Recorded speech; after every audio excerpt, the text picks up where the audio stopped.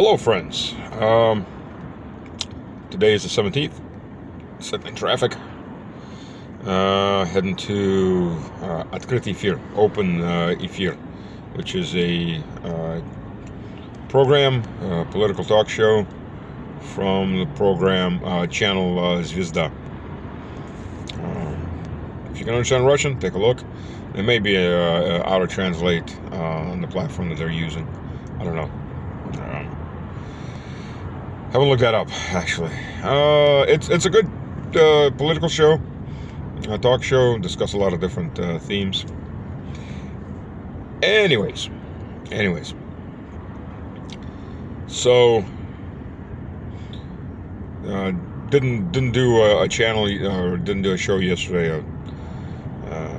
Took a day off for my birthday. So where are we going to start? Today I'm going to start, unfortunately, because I really don't want to do that this way, because I do have respect for the man, but having twice heard from his mouth extreme nonsense in this sphere, I must correct the man, the Tucker Carlson man.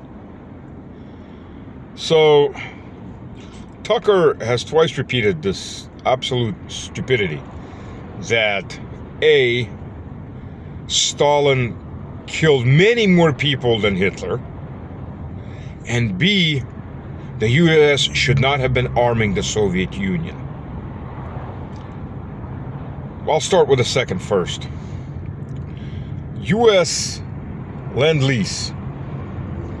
Over the overall Lend-Lease that the U.S. gave the Soviet Union, that was about 20% of Lend-Lease. Most of the rest went actually to Britain. In dollar-wise, just to understand that was actually less aid than Mongolia gave the Soviet Union, for the Soviet Union saving it from being occupied by nationalist China. Mongolia gave meat, it gave furs for winter, it gave horses, and gave other things like that were used directly by the army. The U.S. also gave meat, Spam. It gave, the best thing that the U.S. actually gave was trucks. Those aren't weapons, Studebaker trucks. It gave some Sherman tanks, which are crap, but they did fill a gap for a little while as Russian industry, Soviet industry, pumped back up behind the Ural Mountains. So to say the Americans armed the Soviet Union or Stalin is as ludicrous as to say that, oh, Russia is just a gas tank, which is kicking our ass. Let's move on. The aid was agreed upon after the ambassador from Britain, yes, the UK, went up to Kiln. Kiln's located about 85, 90 kilometers northwest of modern-day Moscow. So it was probably about 120 kilometers back then. And witnessed for himself the exterminated German army group that had been surrounded in Kiln and wiped out, with hundreds of pieces of equipment and corpses laying everywhere. So this is January 1942, after the Germans were stopped at Moscow, and when the Germans were in the process of being driven 250 some kilometers away from Moscow, which, by the way, was a second major German defeat. It was bigger than the first one, but the first one was when Army Group South, Zund, was surrounded in the south, in the city of Taganrog, and in between Taganrog and Rostov-on-the-Don. Their mission was to penetrate through Rostov and do a deep encirclement toward Moscow to draw off any forces in the south or southern portions of the approaches to Moscow, and the deep southern penetration from the defense of Moscow, which were all being pulled into that area. Well, the local command pulled together whatever army units they could find. Most of these were scattered, had been battered. Some tanks here, some tanks there, artillery. They pulled it all together as hodgepodge, absolute hodgepodge, from units that had been retreating from southern Ukraine, that had not gone into Crimea but had been retreating from southern Ukraine. They pulled them together. They waited till the first hard ice hit, and it was a cold winter. So Taganrog, which normally does not freeze and doesn't get much snow, if any, everything froze solid, and across open lakes and river bed, they assaulted the German positions. They had no choice. That was the only route to take the Germans in encirclement. And Army Group Zund had its teeth kicked in and was forced to retreat with massive losses some 200 kilometers west. It came back in 42 after it was reformed and became the main assault force of the Germans to take Rostov, Krasnodar, and then head toward Stalingrad, Volgograd, or as it was previously once upon a time called Tsaritsyn. And then we know what happened to them. So there's that. So by January 1942, the British Council, maybe it was the British ambassador, telegrams back to London to telegram back to DC, I think they're gonna win. And that's when they go, oh, okay, well, let's do land lease. For which, by the way, the Soviet Union and then Russia paid every last penny for, quote, arming Stalin. Tucker, read some friggin' history. Second of all, this whitewashing crap of Hitler. Stalin, compared to Hitler, was a choir boy. Let's begin. Just some basics. First of all, Americans who are usually clueless to any history outside of their own, and even then, it's often under... Номера треков этого носителя. Sorry about that. Accidentally pushed the wrong button.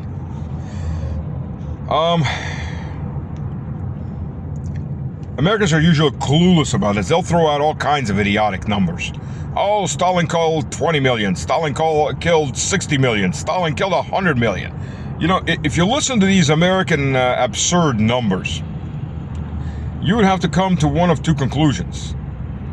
The Russian Empire and the Soviet Union before that had a population of about 500 million people, or we breed like rabbits.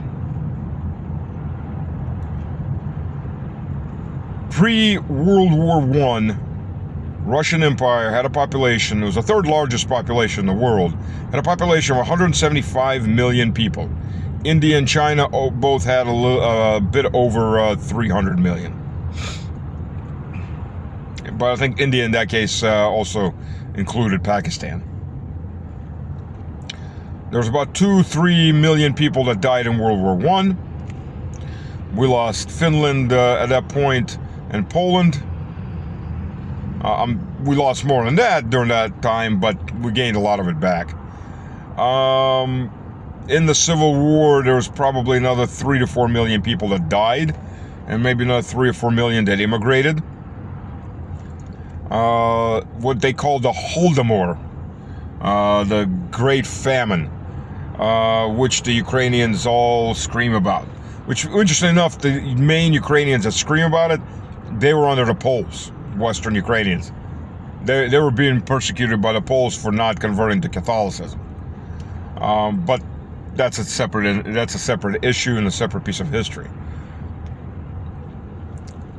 The worst hit areas by the Holodomor weren't even in modern-day Ukraine, which itself was created by Lenin, from Mala Russia and Nova Russia.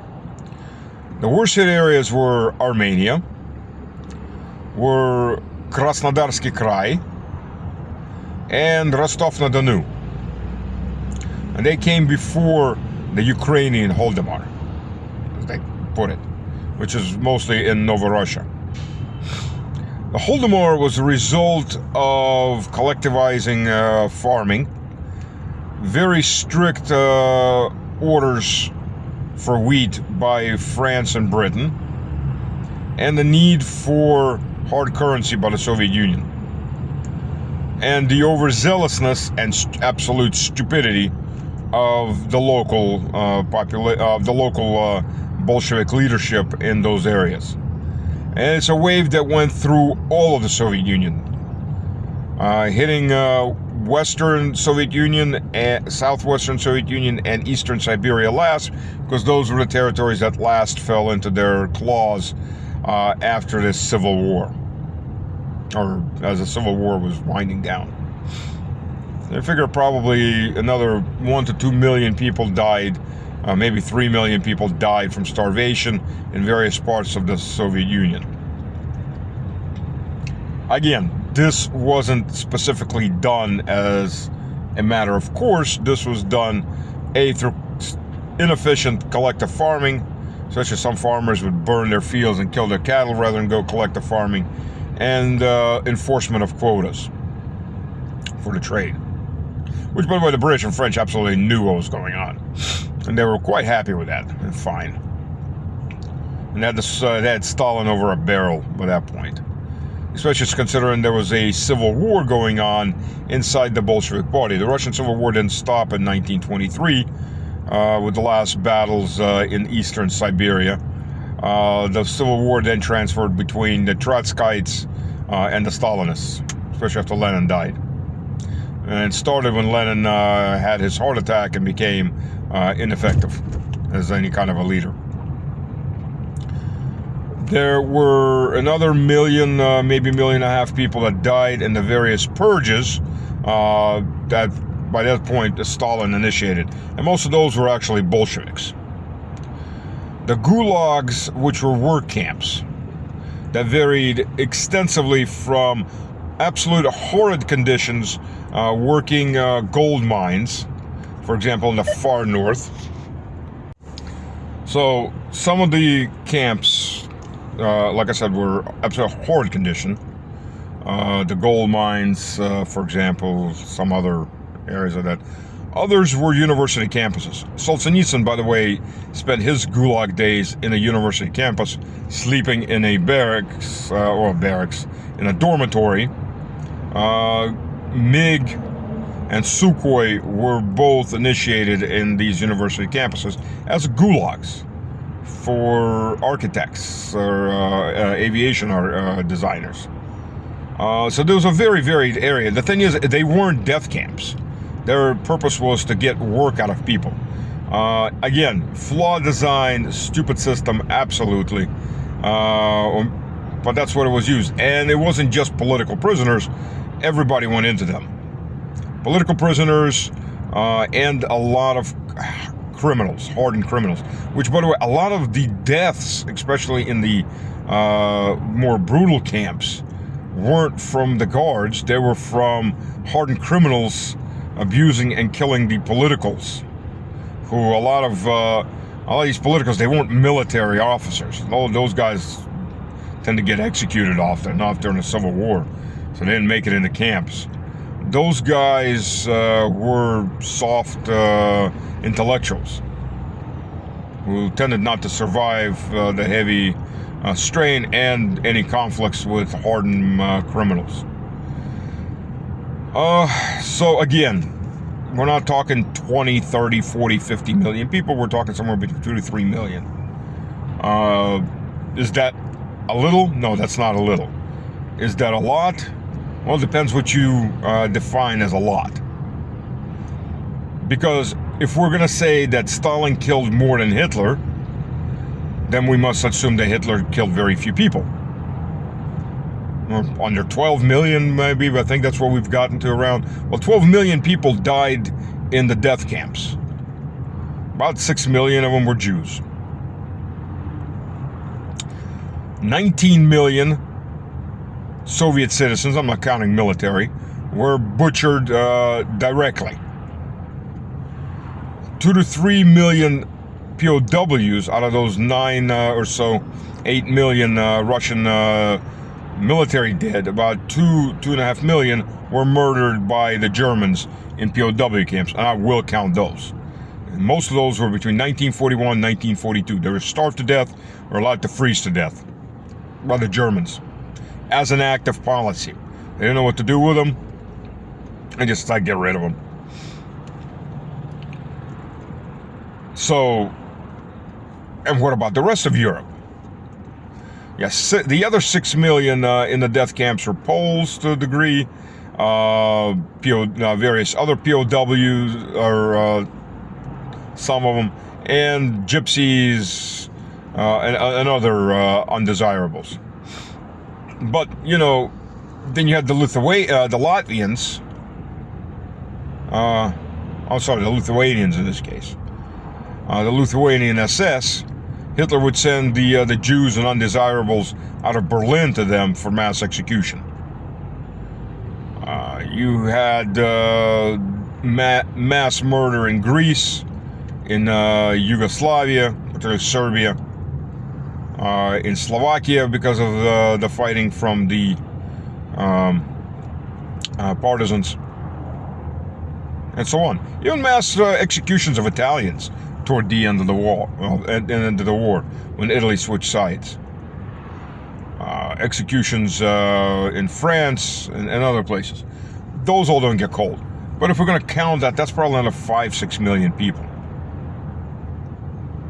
Not to mention at least 2-3 million that Hitler killed of Germans and pre-Balts and others who were fleeing west.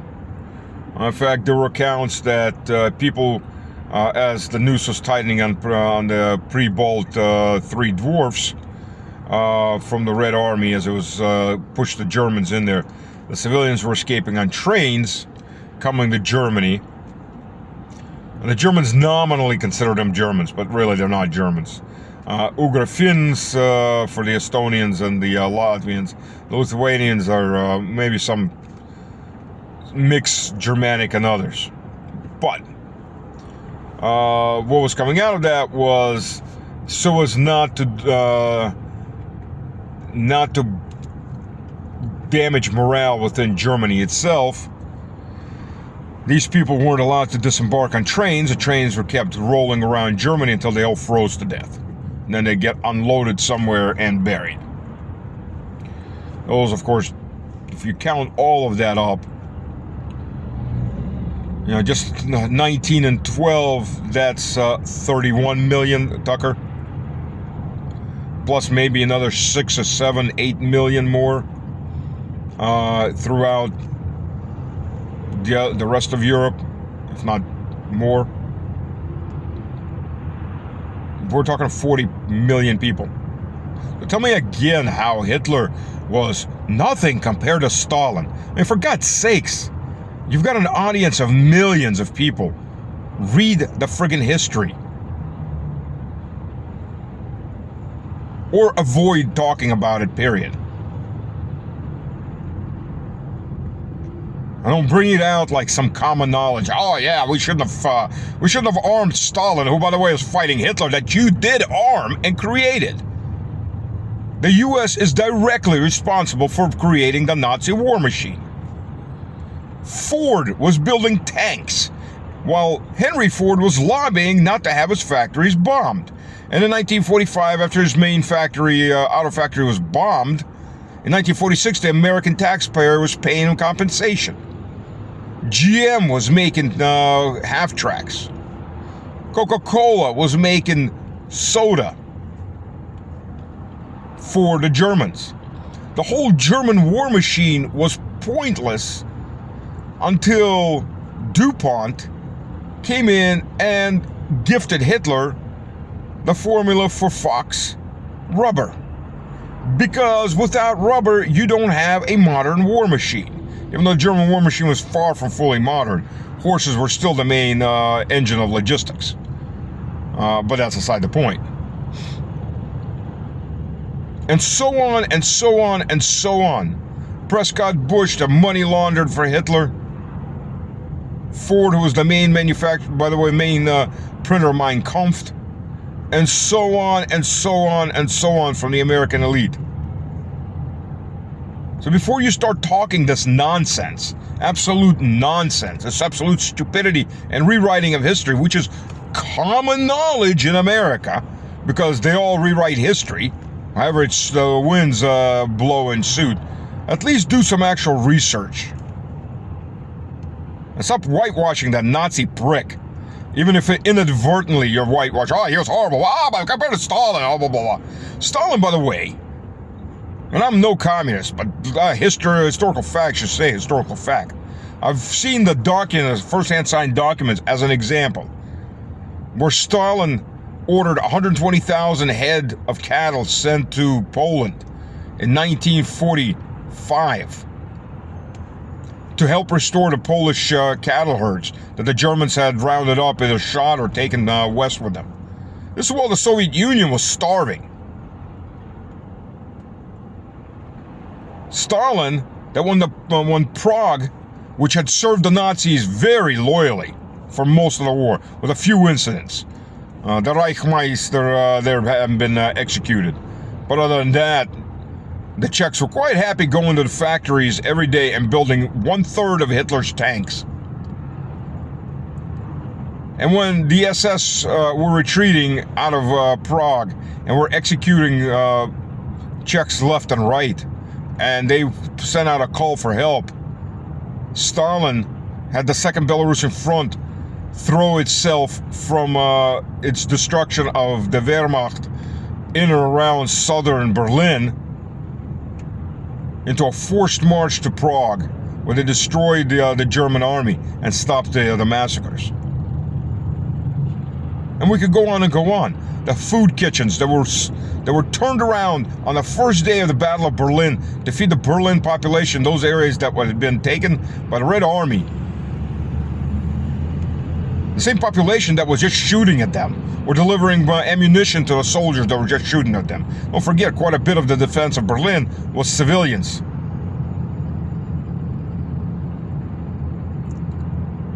So don't, and the BS about the mass rapes. Rape in the Red Army was punished by summary execution. My grandfather, well, one of my grandfathers, was a Red Army officer from the start of the war to Berlin, summarily executed a junior officer and almost wound up getting shot himself until they figured out why he did it, because he caught him while raping a German woman. Marauding was punishable by imprisonment, so no souvenir taking. Rape was punishable by execution. Did it happen? Of course it happened. The U.S. Army also raped. And quite a bit in France while we were at it, because they were told the French women are whores and sluts, and they will be very happy to be freed. So you can just screw your way across France once you've helped them get rid of the Germans. So let's not make up this crap when you've got millions of people listening to you, most of them who know history even less than you do. Let's actually do some research. All right, we'll move on to other subjects. So, next issue I want to discuss, by the way, is the AI bots, or the AIs, ChatGPT, DeepSeek, others. They tell you they're a summary of all of humanity and all the learning and all the other stuff. No, they're not. They're very specifically programmed to push certain specific lines of thought. If you ever want to prove that to yourself, write in for them to give you a brief or any information on the Ukrainian-Russian conflict. You will get the Western propaganda 110%. Try talking to it to get it to accept an alternative point of view. It won't. It'll continue to regurgitate in one form or another the same crap that the CNN, Fox, BBC, Sky, Deutsche Welle of the world regurgitate on a daily basis. So that right there, there's an easy check right there. There's an easy check. Prove me wrong. Hope you do, but I doubt it. Because I've tried it already on several different platforms. And they would just regurgitate the same Western propaganda crap. That's the line that they're meant to push. And they push it. The people, it's just like Wikipedia. I mean, in that case. You know, Wikipedia, where 1/3 of Wikipedia was written by one man, it turns out. The Israelis and other spets organizations that want their line only pushed, they have editing teams that sit there and wait. If somebody tries to change something, they rechange it instantly. It's the same thing. You're concentrating power, an immense amount of power, in the to form opinion, to inform truthfully or propaganda-wise, in the hands of a very small, select group of people who have very specific interests at stake and very specific desires of what they want to gain from that. So there you go. And then you tell them that they'll tell you that, oh, this is all neutral. This is the view of the entire world from all different directions, while they push their view, thinly disguised as the opinion and knowledge of all the world. No, it doesn't work that way. It does not work that way. So there's that. Again, putting a massive amount of power to form opinion in the hands of very specific groups of people with very specific self-interests or interests of certain other larger groups than themselves. I know. There you go. Trust but verify. For God's sakes, just verify. So this is a continuation. Part of it I recorded in the car. So we'll continue with the theme. I've got 3 things I'm going to cover in the second part of the discussion. First of all, something that's gotten very, very little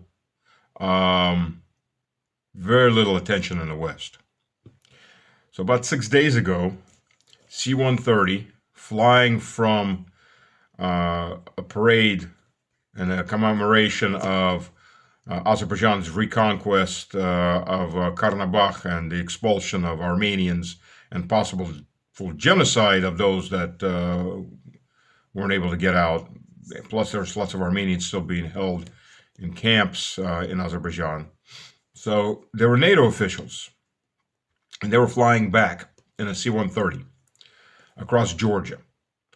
And from what I'm told by Georgian insiders in the government, Georgia had no clue they were even flying over their territory. So they didn't get permission, they just flew. Well, C-130 came down. And as you can look at the pictures here right now, it came down in 2 very large pieces. The back end ripped off, and the front end plus wings are coming down as in this picture. That's what you're looking at. So, personally, I think that looks more like a shoot down than the plane coming apart. C-130s have tendencies, they're old. I mean, these things are really old. They do have a tendency of falling apart. U.S. Fire Department or federal firefighters, they grounded them back about 10, 12 years ago when 2 C-130s that were spraying water on forest fires. In their case, their wings decided they didn't want to go fly. And the planes took off, the wings broke off, and the planes crashed. So, one after the other. And they do have a tendency. I've been on a C-130 flight. We're flying to Macedonia to do a recon of the positions we're going to be taking. Things have 4 rotors, and 3 of them quit. We had to turn around halfway across the Carpathian Mountains, fly back to Rhine-Main. This was 1996 on one rotor. We didn't know we only had 1 rotor going. They didn't tell us. They said only one rotor failed. We're like, why are we turning around? The things that fly on 1 rotor. We still got 3 rotors going. No, actually, it turned out we only have 1 rotor. They didn't want to panic us. So, your military combat officers, and you don't panic that easily. But yeah, so we flew back on one rotor. But the more important thing is what the Georgians are saying internally. Again, this isn't getting published a lot, but there were 21 recovered at least so far. 21 corpses, uh, most of them of relatively high or high-ranking NATO officials, NATO military officials. This happened in Kakhetsky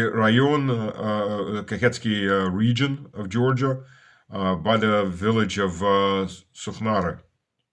Again, this basically gets passing in the West. Now, who shot him down? The rumors are the Russians shot it down. Could be revenge, payback. I doubt it though. But it could be, and I think more likely, there are plenty of Armenians in Georgia. And considering NATO supported, obviously, and Trump was praising Turkey in supporting not only Syria, but they supported, NATO actively supported with their telecommunications, which were American telecommunication system, encrypted, supported the Azerbaijani led, Turkish supported double war against Armenia, which got lucky to have Pashinyan there in charge, who just gave everything up because he's in a Western plant, the anti-Armenian Pashinyan. That's what my name for him is, the anti-Armenian. So just like I'm looking at Serbia, it looks like it's getting Vucic is forming into the anti-Serbian. People who are totally sold out to the West, who don't give a damn about the future of their own people. They just give a damn about the money that they're going to be making, or are making, the power to get to hold. There's that. Another thing from Georgia, which is causing a big fracas in Georgia, is it seems that the government has, for $3.5 billion, sold out a very large chunk of land to foreigners. In this case, to well, it's being said as Arabs, but there's more likely Turks behind this as well. In Ajaria, which is southwestern Turkey on the I'm sorry, southwestern Georgia on the Turkish border, that the Turks also, by the way, claim. Erdogan has flat out, not directly, but in an angular fashion, claimed that land is Turkish for his neo-Ottoman empire that he's trying to carve out here and there. This land's been sold to build an exclusive city for hardcore Islamics. Now, Georgia is an Orthodox country. It has Azerbaijan on one end that holds certain Georgian territories and is ethnically, well, there aren't that many Georgians left in that area, but they are, quote, ethnically cleansing the historic remains of Georgians there. And there's a very ancient monastery there that the Azerbaijanis are trying to get rid of, already saying it's not Georgian, it's Albanian, or some other such, or Arabic, to get rid of any claims that Georgians have on Georgian land that's now held by Azerbaijan. And the Turks, as we recall, also held, at one point, what's today's called Western Georgia. It was six different, and Georgia was in full six different principalities at that point in the 1800s. Three principalities were under the control of the Turks, three were under control of the Persians. And the 1800s, when there was attempts at forced Islamization of Georgia. They failed, but they did end in the deaths of tens of thousands, not hundreds of thousands, of Georgians. These principalities, when they were joined to the Russian Empire, and the Georgians were asking to join the Russian Empire, because they were dead meat walking at that point. Sooner or later, it'd be exterminated by either the Turks or the Persians. The Persians were in a very aggressive phase at that point. It was only later, about in the mid 1900s, that the Persians, today's Iranians, stopped initiating any wars. And to their credit, Iran has not initiated a war in 200 years, over 200 years. But at that point, there was active aggression against the Georgian vassals, I guess, if you want to call it controlled territory, especially from the Turks, which was the same thing as against the Armenians and other Christian groups inside of the Ottoman Empire. So now it looks like the government has sold out a large chunk of land for the development of an Islamic city in Georgia, which is causing a huge, huge argument. It's beyond my comprehension how this could even happen. I mean, yeah. Now, let's talk about the embargo. Trump wannabe embargo of Russia. So Congress, that pen of lobby money eating pigs. I mean, I'm not talking all of Congress, of course. There are exceptions, the ones that Trump is leading the war against. Trump is destroying MAGA. I mean, it's amazing to watch. I mean, it's obviously Trump doesn't really give a damn about MAGA. He's in power. MAGA got him there. Whatever happens to MAGA after this, it's not his problem. He's not getting reelected. He's not going for reelection, unless it's in a violation of the Constitution. He's not going for reelection.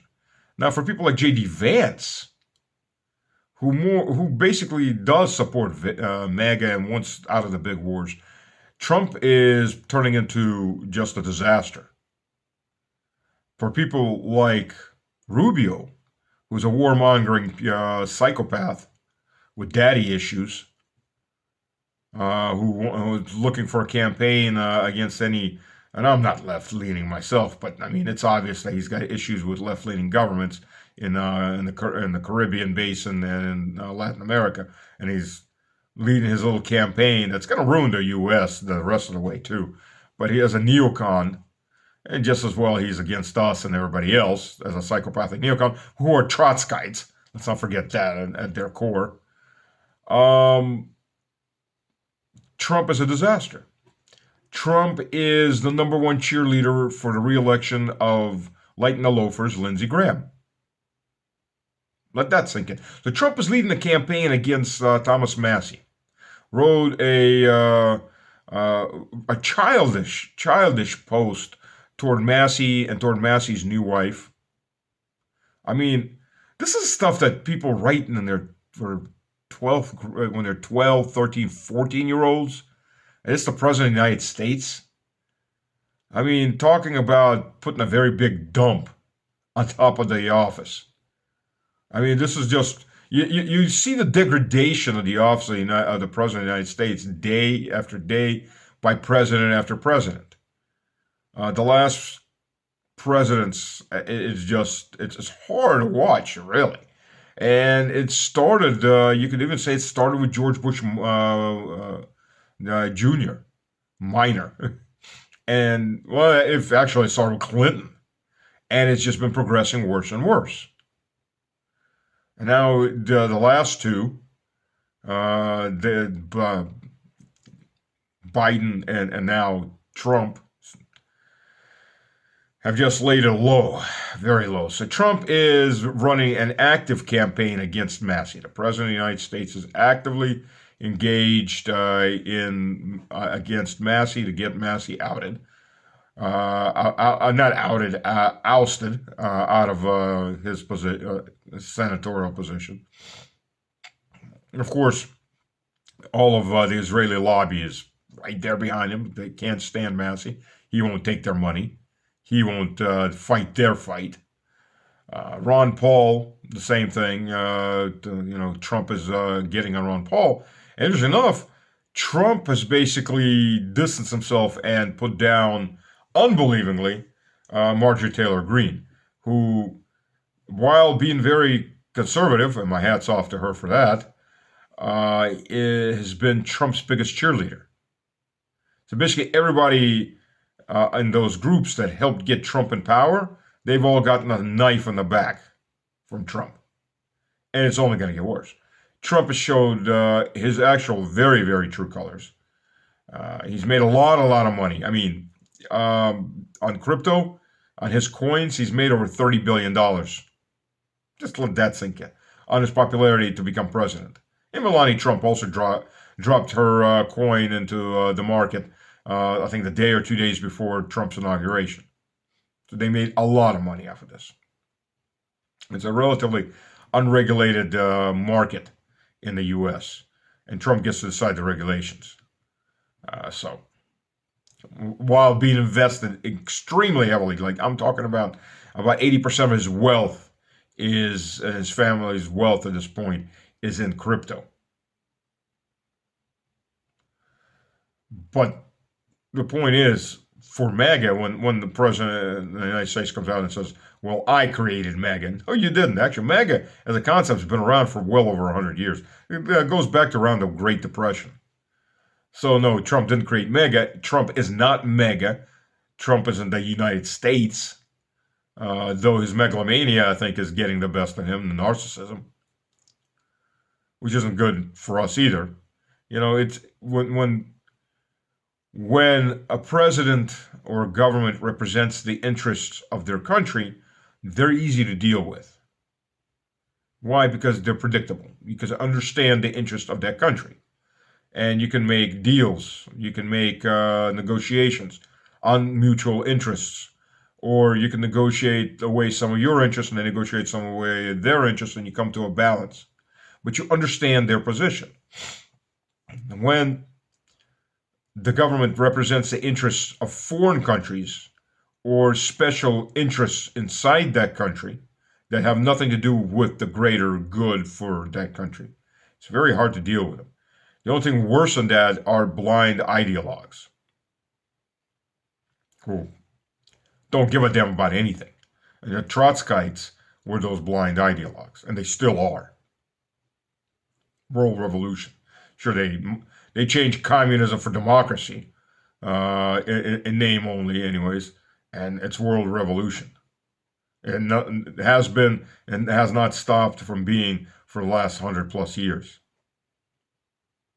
These people are very dangerous and irrational, absolutely irrational. So talking about irrationality, the U.S. Congress is now planning a bill to punish anybody who does any kind of trade with Russia. Embargo Russia. Oh, and Iran. Trump was really, I remembered Iran. Yes, I remember Iran. Let's add Iran to that. I'm not going to speak to Iran on this. I'm going to speak to Russia. First of all, when you embargo the fourth largest economy in the world, are you going to embargo yourself? Because the U.S. gets all of its processed uranium for those nuclear power plants all over the U.S. from Russia. The U.S. buys heavy crude. Of course, I know the U.S. is planning on invading Venezuela and stealing their oil and putting a puppet in, but that's going to be a whole new fun game to watch. Vietnam 2.0 on steroids.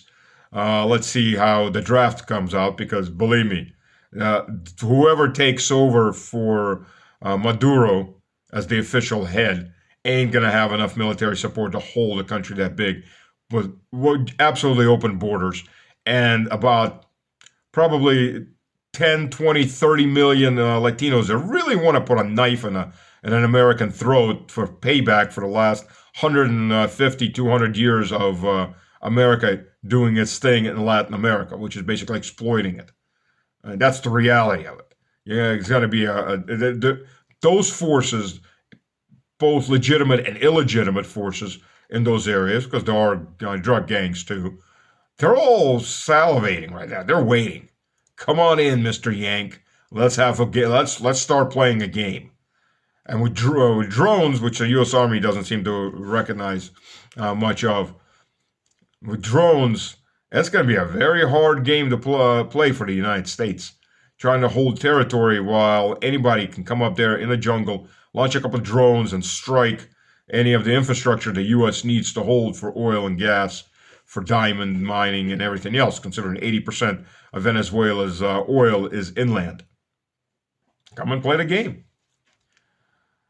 So, additionally, I mean, last summer the U.S. was importing and may still be importing eggs from Russia.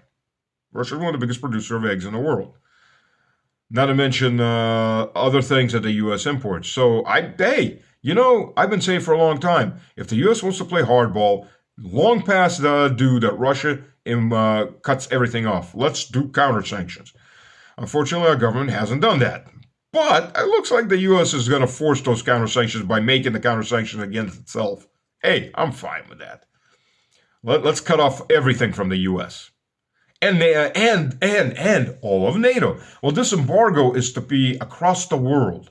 So the fourth largest economy, the third largest producer of wheat, which by the way produces twice as much wheat as the U.S. and is the biggest exporter of wheat to the world, biggest producer of fertilizers to the world, biggest producers of base chemicals to the world, biggest producer of noble gases that are needed for all the electronics, for electronic welding in the world, second largest producer of rare earth magnets. Granted, it's 1% of global total, but Russia is in the midst of a 10-year plan to become self-sustaining and grow its exports of magnets. U.S. has zero, or just about zero, whatever little bits, a tiny production the U.S. has is extremely expensive. But hey, I guess it worked for the U.S. Never mind, produces about 10% of the world's oil on the market, close to 70%, if I remember my statistics correctly, of the world's diesel.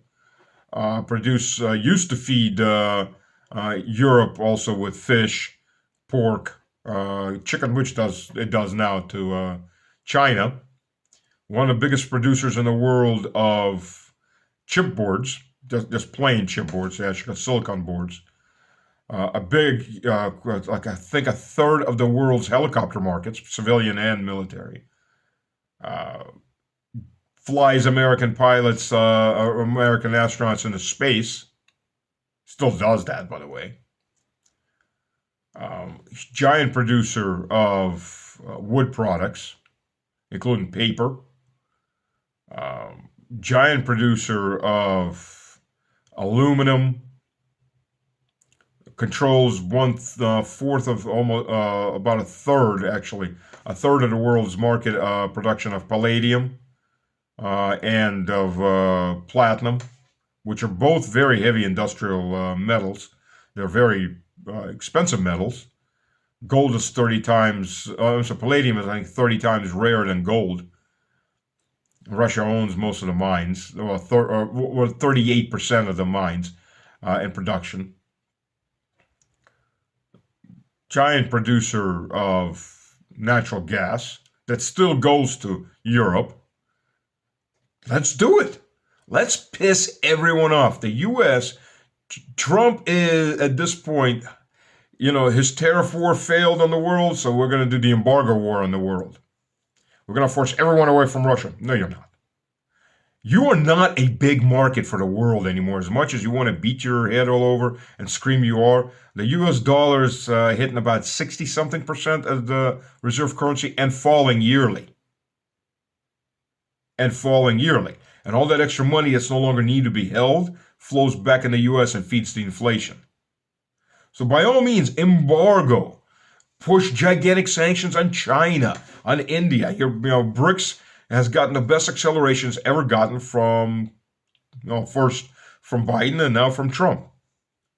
And really from Trump the first term, because he started a little trade war with China. China backed off on that trade war in the end, but it opened up its gates to Russian food products. And Russia became one of the bigger countries exporting into China for grains, for processed foods, for meats, for dairy. Russia is the third largest producer of dairy in the world. And growing. That's the whole point. And growing. You're not going to separate the fourth largest economy, which by the way is also an export economy, of processed goods, combines, automobiles, trucks, planes. Russia produces, unlike what the U.S. can't even do. And forget about Europe. Russia now has two different regional, and regional, I mean, can go across like 10 time zones. regional.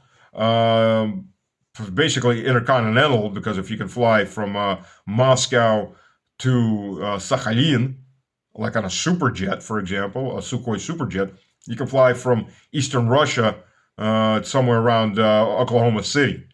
That's the same distances. It's a 10-hour flight to southern Sakhalin, and that's not the edge of Russia from Moscow. It's a 10-hour flight from Moscow to New York. That's how big we are. We produce two liners now. Uh, Base models went up, got tested.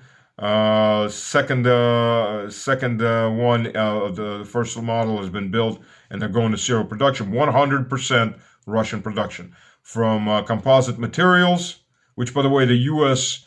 under Obama embargoed Russia from getting composite materials for civilian airliners, which stopped Russian airplane production for about 3 years until Russia built a composite material plant and instantly became the biggest competitor to the U.S. Thank you, Mr. Obama. Thank you for doing that. Do more of it. Well, Obama's out, but Trump, do more of it. You push us to do what we should have been doing in the first place. So Russia can now build airliners fully from Russian components. Engines were built in Russia, designed in Russia, electronics. Oh yeah, we're stripping the rest of the washing machines for these, and putting some shovels in the engines so the engines will run right.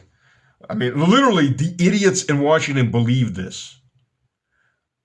I don't know if the CIA that briefs them actually believes this, but this is our briefings these people are getting, and these idiots actually believe it. They're too stupid and lazy to pull up. Half of them are too damn old to even understand how the technology works, called the internet, to actually open and read anything other than the crap that they're getting fed. They're like mushrooms, kept in the dark, fed shit. That's what you're dealing with. This is the U.S. government. This is the decision-making portions of the U.S. government.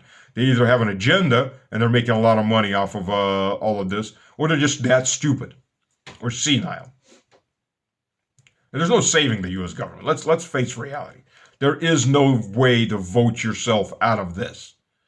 The people in power have done everything they can over the last since the American Civil War to make sure you can't vote them out, or if you can, it's an extreme one-off case.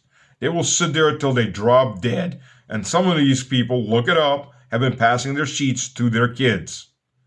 It's becoming hereditary. Well, the people are walking by and not noticing what the hell's going on. I mean, you're not going to vote the oligarchical class, the owner of you, out of power. And the same goes for the EU. It ain't going to happen. A few small countries like Czech Republic, yeah, that happened. But they're going to be fighting day and night not to reverse that, because the EU's going to reverse it first chance again. And EU, the leadership in the EU, you don't even vote for. It's picked internally by the people that are running the EU.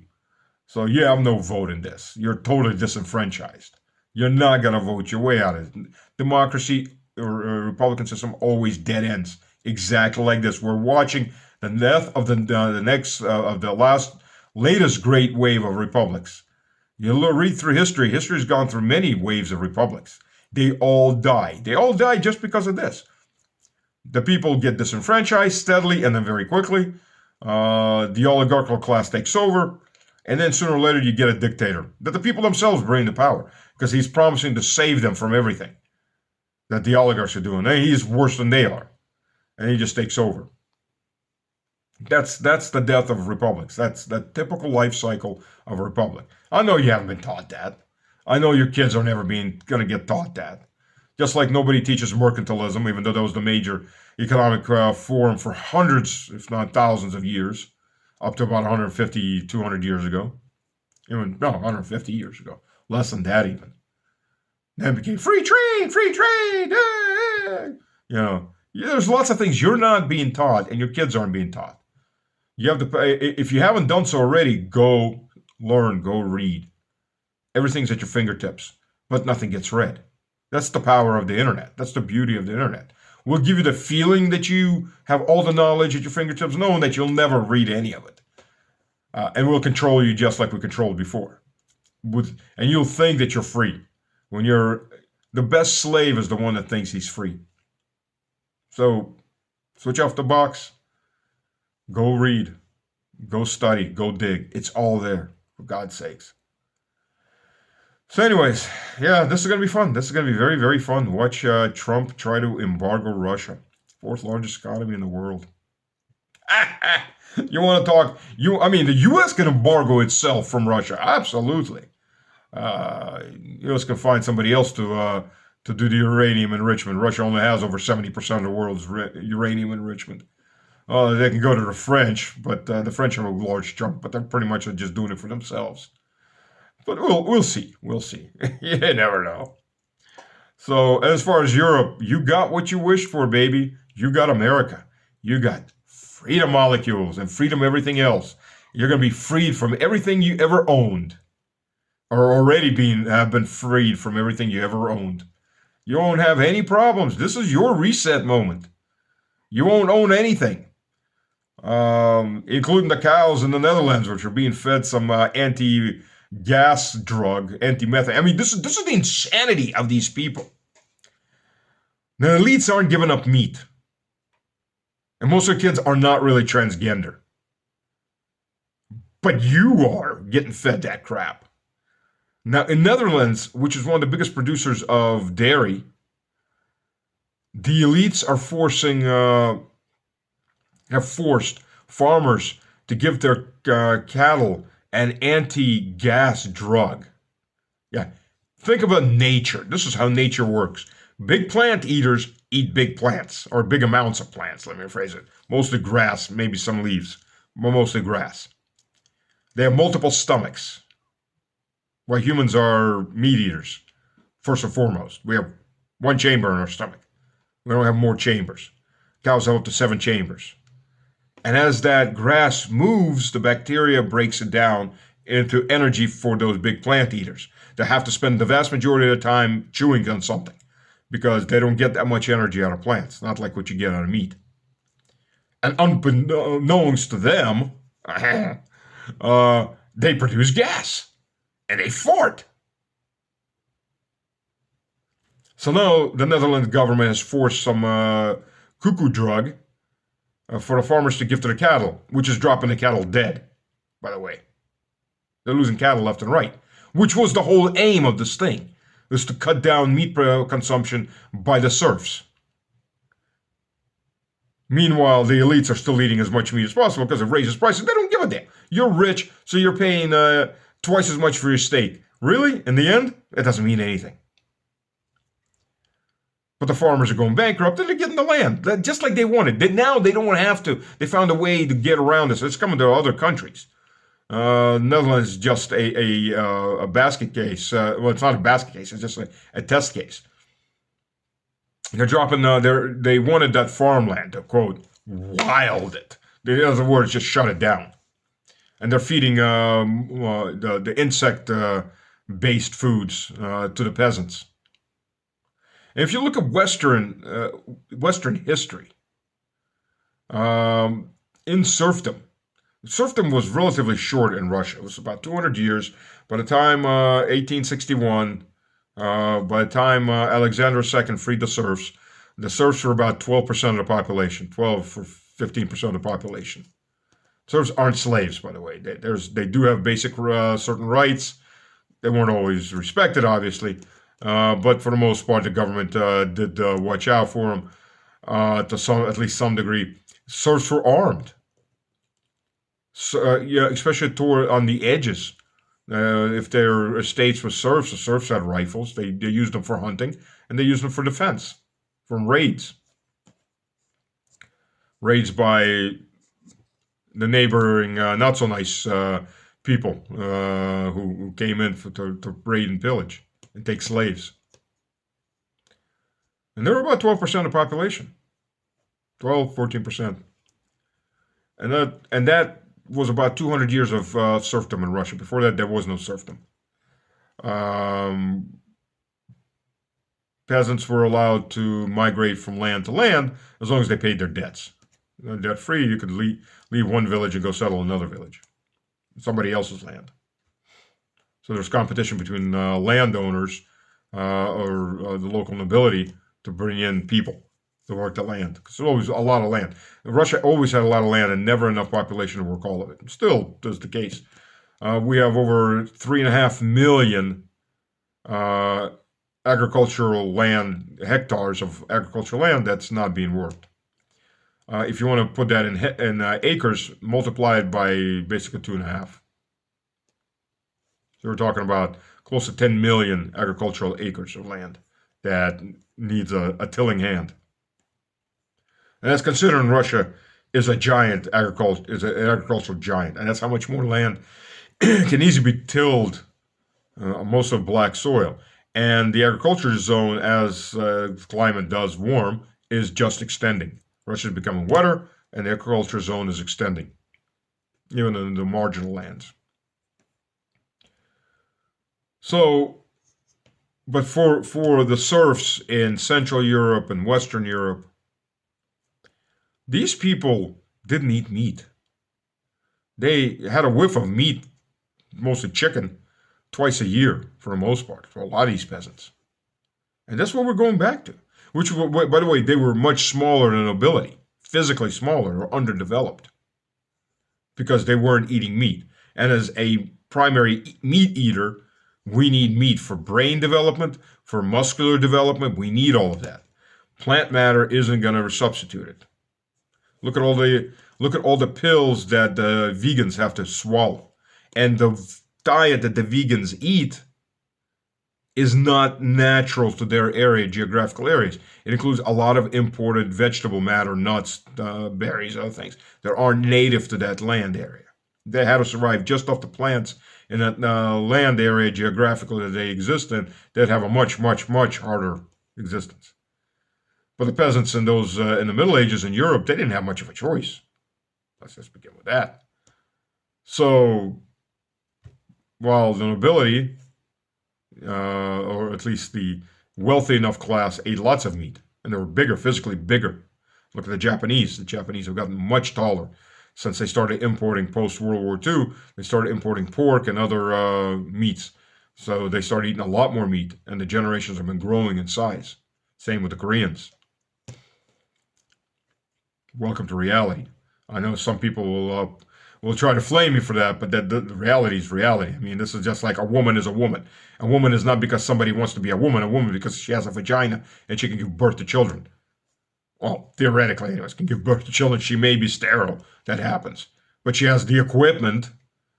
Someone may be malfunctioning because of biological reasons, but she has the equipment to give birth to children and to nurture children. That's a woman. She may consider herself a man, or 1 billion other gender, whatever things, but she's still a woman. She's an XX chromosome. There are XY chromosomes that they're called a silent Y chromosome that have all the female organs. And this is a very rare mutation, but it's been found in athletes. They're bigger than regular women. They're physically bigger, but they're sterile. That's why, but that again, so anybody says, wow, yeah, there is that. It's like 1 in a million, somewhere around there. So, this is an extremely rare mutation. But in the end, for the other 99.99999%, a woman is a woman because she is an XX chromosome. Humans are carnivorous because we are carnivorous. So, you can scream and turn any which way you want. It doesn't work. And the elites know this. The elites very well know this. They're not stupid people. They're using all this crap to manipulate you and to control you. So if you fall for it, well, okay, good for you. Everybody else, I encourage reading, studying. Look at if you aren't doing that already. I hope you are doing it already. Probably most of the people listening to my show or the other shows like these, they're very well aware. If they're not, they're getting very well aware of the reality around them. So, well, anyways, keep the embargo going. God forbid, don't throw us in a briar bush. So we'll see. It's the latest Trump stupidity, and quite a few people seem to be biting on it, including the critters in Congress. Won't be worse for Russia in the end. So, anyways, God bless. Been talking enough. And Tucker, read some history, real history. Don't spread this crap. That out in the first from the first part. Stop it, please. I have respect for you, man. Stop doing that. Twice for the audience is way too much already. God bless.